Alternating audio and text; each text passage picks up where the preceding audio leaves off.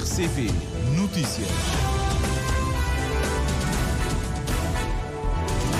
Já são 7 horas em Cabo Verde, tempo para as notícias. É o primeiro jornal que está a começar. Vamos abrir com os destaques que fazem esta edição. Jornalista Júlio Vera Cruz Martins, bom dia. Muito bom dia. Os diplomatas da Embaixada de Cabo Verde nos Estados Unidos devem, logo nas primeiras horas, estabelecer contactos com o Departamento de Estado para saber quais são os motivos que levam a colocar o país na lista amarela de restrições de viagens. A Seleção Nacional de Futebol inicia hoje a preparação para o jogo com as Maurícias, marcado para quinta-feira próxima no Estádio Nacional, na cidade da Praia. Técnicos da empresa Água de Rega devem estar mais próximos dos agricultores de Ribeira de Flamengos. É um apelo de Humberto Lopes e vem a propósito da visita que o Primeiro-Ministro realiza ao município de São Miguel hoje, a começar pelas parcelas instaladas no âmbito do programa de subvenção Gota a Gota. A melhoria das competências dos técnicos do ICA, da região de Sotavento, para o reforço da assessoria aos tribunais é o objetivo da formação que começa hoje na cidade da Praia, em parceria com o Instituto de Segurança Social da Madeira. O Fundo das Nações Unidas para a Infância faz doação a Cabo Verde de $450 mil, sensivelmente 45 mil contos, no essencial e em primeira linha a implementação da Estratégia Nacional de Vacinação Horizonte 2029. São notícias para conferir já de seguida numa edição que tem a assinatura do Júlio Vera Cruz Martins.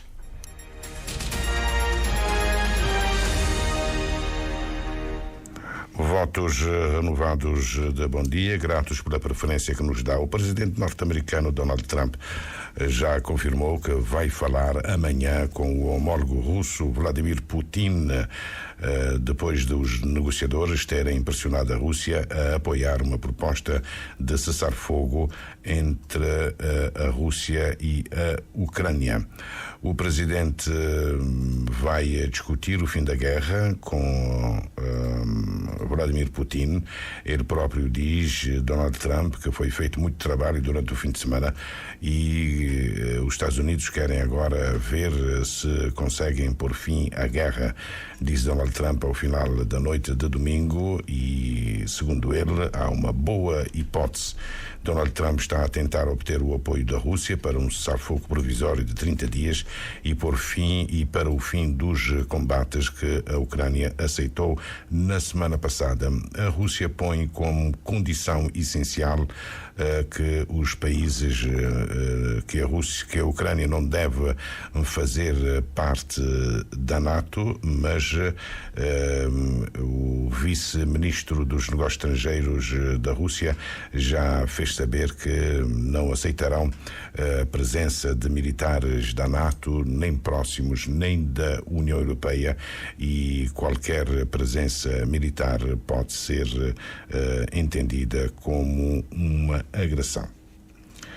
Os diplomatas da Embaixada de Cabo Verde nos Estados Unidos devem, logo nas primeiras horas, estabelecer contactos com o Departamento de Estado para saber quais são os motivos que levam a colocar o país na lista amarela de restrições de viagens a menos gravosa. O embaixador José Luís Livramento alerta que, de momento, trata-se de um projeto em desenvolvimento divulgado sexta-feira passada pelo New York Times. Que se fique ciente que esta é uma lista de um projeto de países que podem vir a serem declarados como não cumpridores, de acordo com uma certa rigorosidade, portanto vermelho, laranja e amarelo. Portanto, é um projeto. Primeiro vamos confirmar se de facto estamos nessa lista, porque não foi uma comunicação oficial, foi uma lista que saiu num jornal conceituado, neste caso o New York Times. Mas vamos primeiro confirmar esse aspecto, segundo, solicitar as razões e, terceiro, tomar todas as medidas para que possamos sair dessa lista, porque somos um país cumpridor. José Luís Livramento lembra que os Estados Unidos são muito cientes da aplicação das leis e regulamentos com base nos quais são elaboradas as listas, agora com um total de 43 países escalonados conforme a gravidade: vermelho, laranja e amarelo. Não há muitos anos, os vistos para cabo-verdianos em direção aos Estados Unidos tiveram limitações sérias, dado que o país estava com titubeeza no cumprimento de certas questões ligadas às deportações, por exemplo. Nesse momento, essa lista está a causar todo este barulho e toda esta divulgação e partilha por diversos canais informativos e plataformas, nomeadamente em Cabo Verde e noutros sites, por causa do escrutínio que a atual administração Trump tem vindo a ter. E Cabo Verde, como disse bem, está na lista dos chamados amarelos, em que vai-se analisar e o país tem a possibilidade de, num prazo de 60 dias, apresentar justificações para que não venha a ser, de facto, sancionado. O chefe da missão diplomática defende que, em regra, os cabo-verdianos são cumpridores. José Luís Livramento aponta, no entanto, alguns casos, mesmo sem gravidade de monta, que podem prejudicar Cabo Verde. Nós não sabemos, mas há um caso concreto em que podemos ser atingidos, o chamado overstay. Isto é, cabo-verdianos que obtêm um visto, entram nos Estados Unidos para visita ou como turista e as tantas ficam nos Estados Unidos. Esse caso é avaliado pelas entidades periodicamente, já foi explicado algumas vezes aí pelo consulado americano.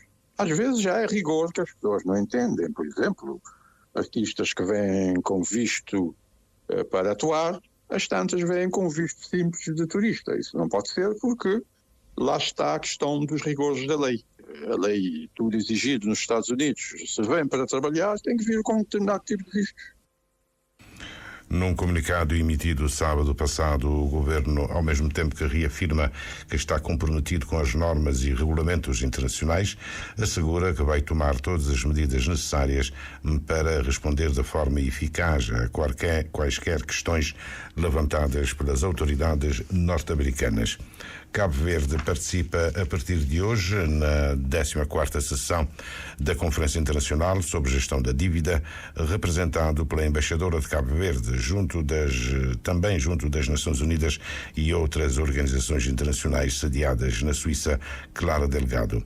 A conferência conta com a participação de governos, gestores séniores de dívida, académicos, empresas, sociedade civil e organizações internacionais e tem como agenda principal como gerir a dívida pública sem paralisar o desenvolvimento. Depois do evento, que termina quarta-feira próxima, reúne-se o grupo consultivo do Sistema de Análise e Gestão da Dívida e Finanças da Conferência das Nações Unidas para o Comércio e Desenvolvimento para rever os esforços de capacitação e definir as prioridades estratégicas para a gestão da dívida em todo o mundo. A Seleção Nacional de Futebol inicia hoje a preparação para o jogo com as Maurícias, marcado para quinta-feira no Estádio Nacional na cidade da Praia. Os Tubarões Azuis estão desde ontem concentrados em Lisboa, onde cumprem os 2 primeiros dias da preparação. O jogo é quinta-feira. Nós estamos a tentar ter condições de fazer 3 treinos, vamos lá ver se nós estamos a conseguir. Por isso é que nós estamos a começar na Lisboa, segunda e terça. Depois viaja para Cabo Verde, terça depois treina lá e vem fazer os últimos treinos na Cabo Verde, quarta-feira. Ainda amanhã à noite a caravana viaja para Cabo Verde. Na quarta-feira a seleção realiza um último treino no Estádio Nacional. Bobista prossegue o sonho de levar Cabo Verde pela primeira vez a uma Copa do Mundo. Para conseguir este objetivo, há a componente que o selecionador considera importante: a união de toda a nação cabo-verdiana em torno da seleção. A seleção deve ser motivo de orgulho assim, de seu povo. Tu vês não está num nível bom, não te sentir pessoas na rua mais alegre.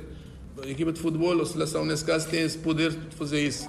Nós, a seleção, tu vês que ele estiver num nível alto, vou-te sentir pessoas com dificuldade, mas que sorris na cara. Daí como te dizer que é preciso ter união para toda gente ajudar num causa desse assim. O jogo Cabo Verde-Maurícia já é na quinta-feira, dia 20, com início marcado para as 15 horas no Estádio Nacional, com 4 jornadas disputadas. Os Tubarões Azuis ocupam neste momento o segundo lugar do Grupo D. O Campeonato Nacional de Futebol Sub-17 masculino começa hoje com as equipas divididas em 2 grupos. O Grupo A com jogos em São Vicente no estádio Ader de Sena e jogos do Grupo B em Santiago no estádio da Várzea. O Ministério da Educação divulga hoje a data exata das Olimpíadas de Desporto, que têm lugar este mês em São Vicente.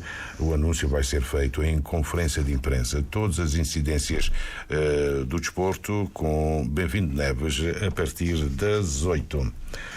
A presidência na ilha, o Presidente da República, a viagem do Presidente da República a São Nicolau está adiada por motivos que se prendem com a logística de transporte aéreo, sobretudo no regresso.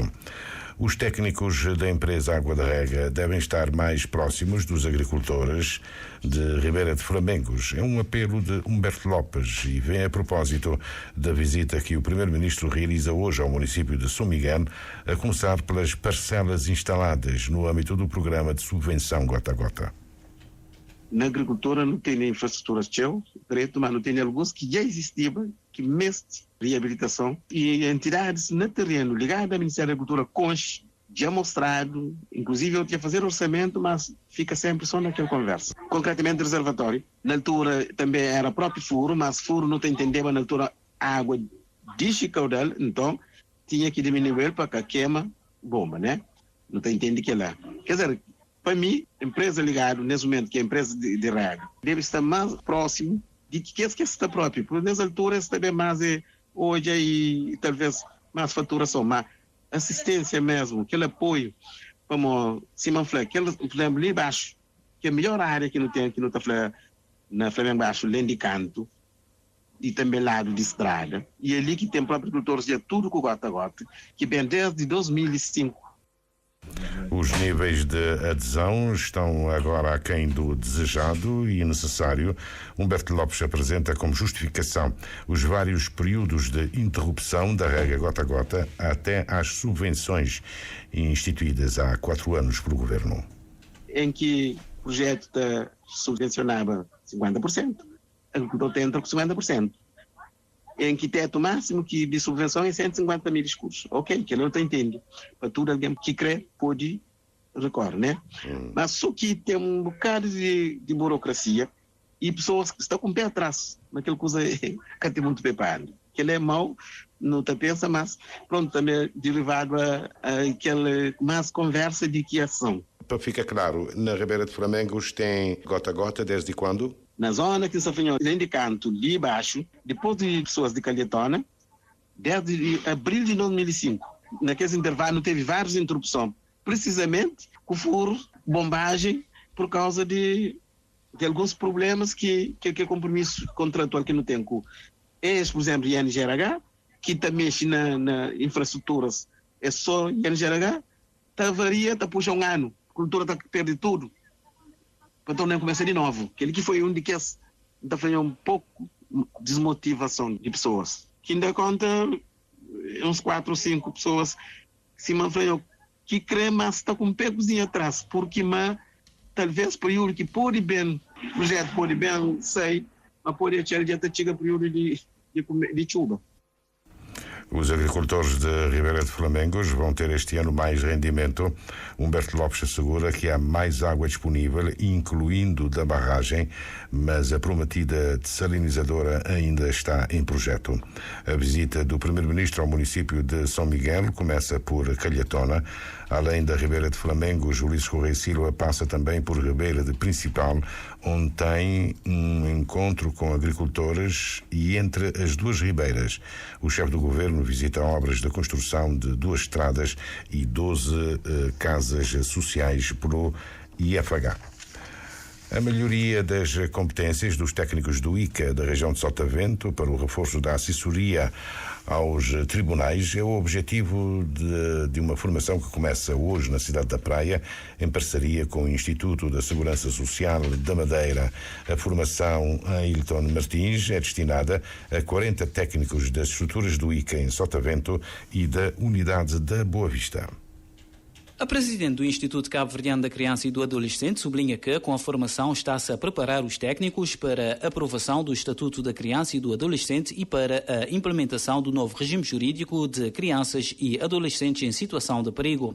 Zaida Freitas afirma que é de extrema importância que os técnicos, psicólogos, assistentes sociais, educadores, juristas e dirigentes das estruturas do ICA estejam preparados para os desafios. Trabalhando aqui para melhorar as competências, sobretudo ao nível de melhores ferramentas para a produção de estudos sociais, a avaliação diagnóstica, a elaboração de relatórios socioeconómicos e familiares. Também melhorar as ferramentas para a audição, portanto, das crianças, acompanhamento e seguimento das medidas de promoção e de proteção de direitos, para que efetivamente tenhamos a garantia ou uma melhor garantia ao apoiar das decisões judiciais, para que efetivamente as medidas de promoção e de proteção aplicadas respeitem acima de tudo os princípios do Estatuto da Criança e do Adolescente e também as normas do regime jurídico de proteção das crianças e adolescentes em situação de perigo. A presidente do ICA destaca que a produção dos relatórios sociais é de enorme relevância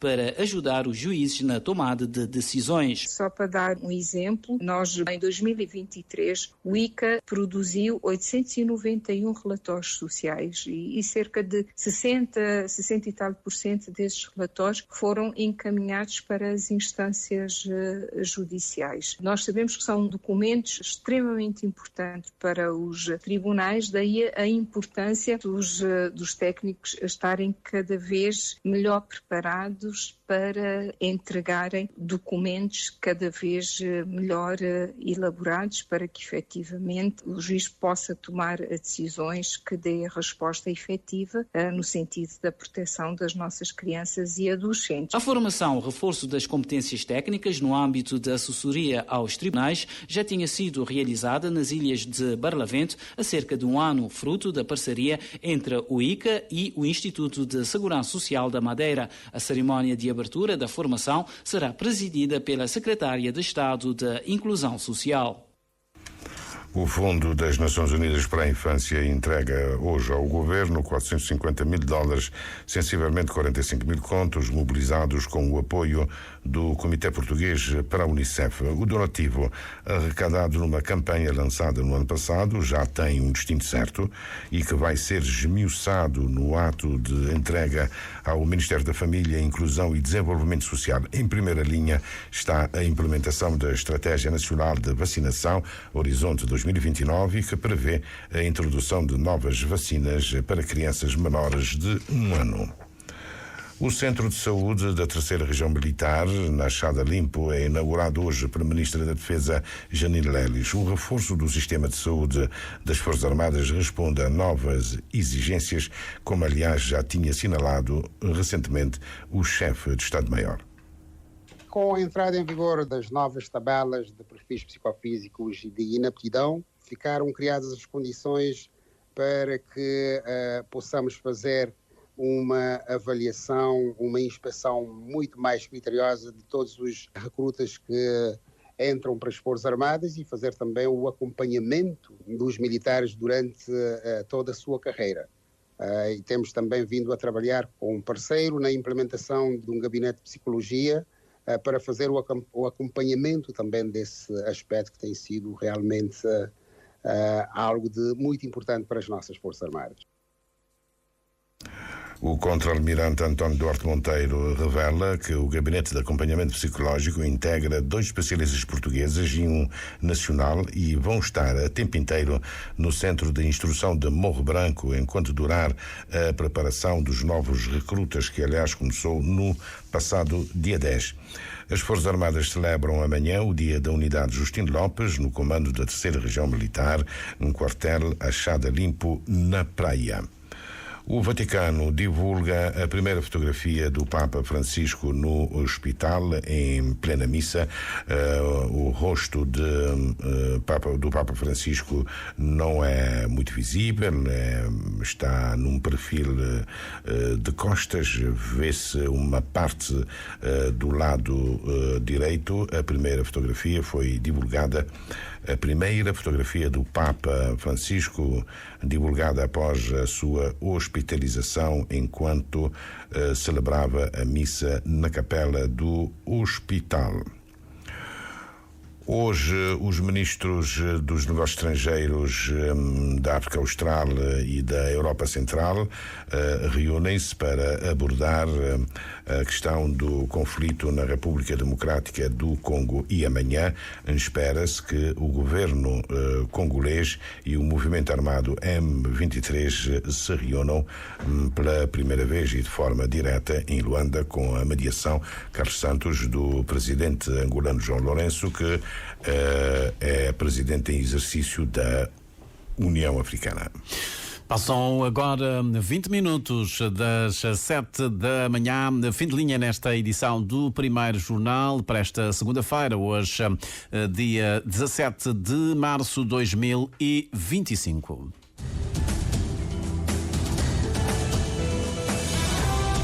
Mais informações em www.rtc.cv